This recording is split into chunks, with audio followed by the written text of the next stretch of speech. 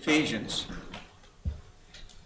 the Apostle Paul talks about the great privilege that he has in preaching the gospel. And in verse 8 he says, "To me, who am less than the least of all the saints, this grace was given, that I should preach among the Gentiles the unsearchable riches of Christ."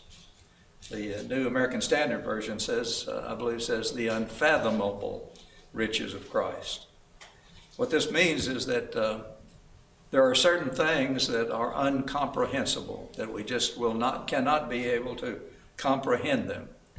And I think that's true of much of what we find throughout the gospel. When we think of all that the Lord has done for us, it is really incomprehensible.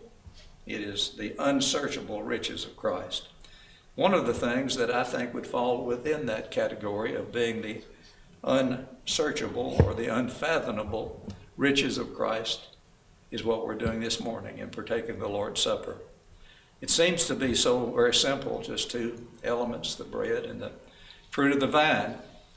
And it reminds us of what Jesus did for us on Calvary. But it's almost impossible to comprehend and to understand that God would leave heaven, the Son of God, as Paul said in the book of Philippians, that he considered it not robbery to be equal with God, but he left heaven.